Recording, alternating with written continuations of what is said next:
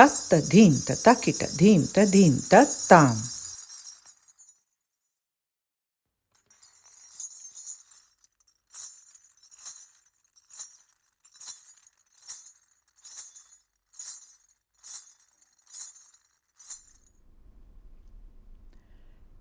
The Divine Feminine largely refers to the sacred experience of consciousness or cosmos or reality as feminine.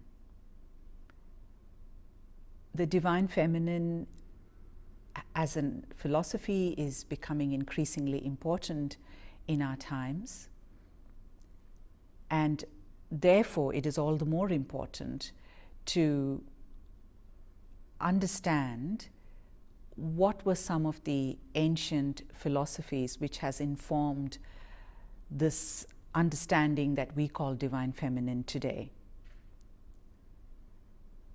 In Indian spirituality, goddess-centered philosophy, which is the way I would prefer to call the Divine Feminine, so goddess-centered philosophy has a very ancient lineage. In fact, this philosophy is older than some of the more mainstream philosophies that are practiced in India and outside of India today. Indian dance is one of the oldest living traditions of this goddess-centered philosophy. In this goddess-centered philosophy, the body is central. So, cosmos, consciousness, reality is the body of the goddess. Our body is the goddess. And the woman's body is the manifest expression of the goddess.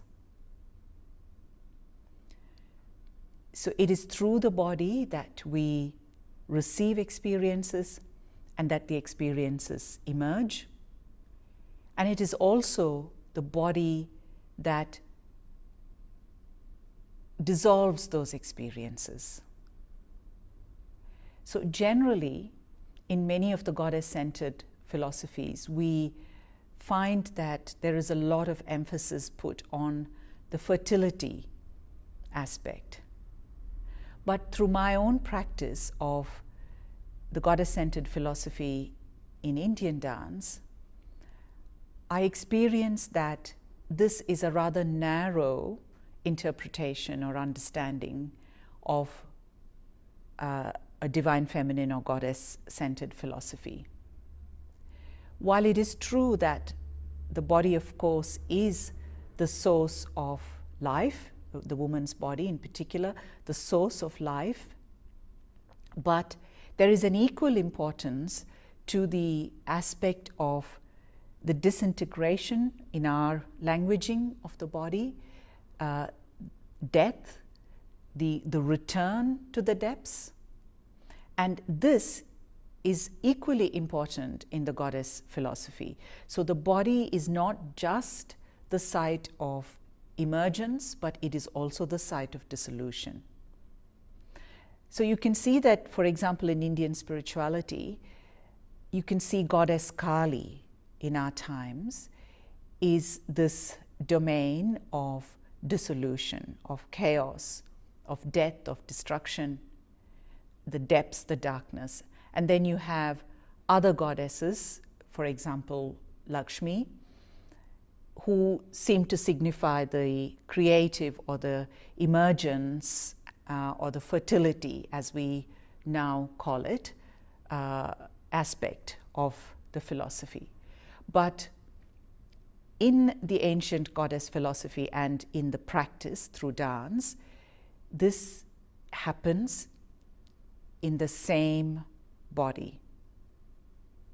And so I think that it is rather reductionist to understand goddess-centered philosophies merely as fertility cults.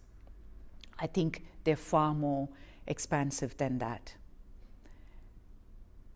And in using the word expansive, the idea of emergent life as this expansion of the body, the womb, the expansiveness of emergence. But the return is also into the womb. So the womb, out of the womb emerges life, and into the womb we return. And in practices like Indian dance in ancient times, dance rituals were actually held in caves within the mountains, which were like the womb space in the mountain, the womb of the mountain. This beautiful aspect of the body as the source of sacred experience, sacred transformation, of that transcendent experience, is really important for us in the times we live in. There is so much demand on us in these times to be out of our body. So much of what we do is abstract, it's intellectual, and sometimes even where we think we're embodied, we are using paradigms of mastery, of control, of manipulation.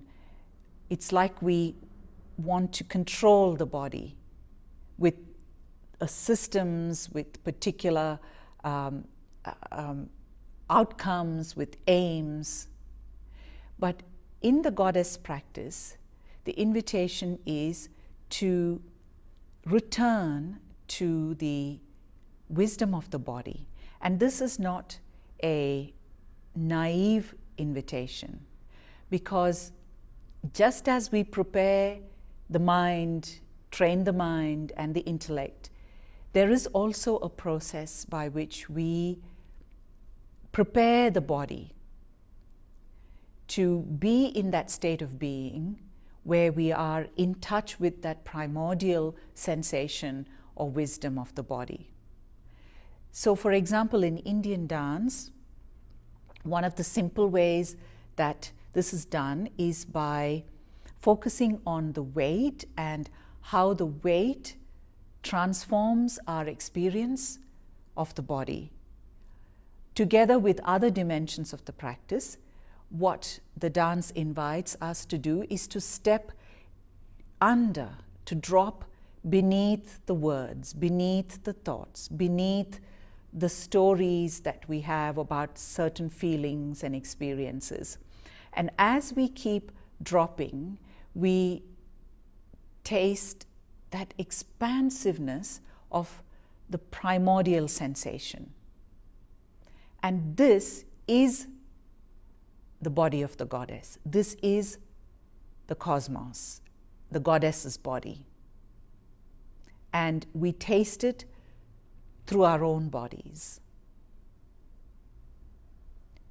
And so when we act with an intellect and a mind that is informed by this primordial experience, then we are able to move in a way that is aligned intimately with the earth, with nature,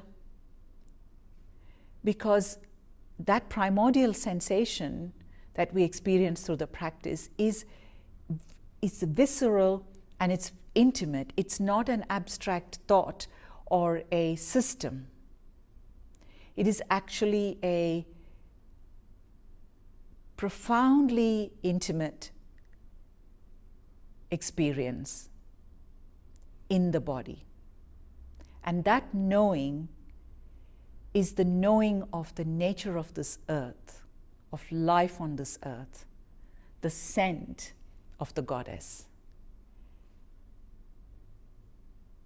And this is important for us in these times where, for many of us, there is an upheaval of things that we know, an upheaval of systems, both at an individual level and at a larger level.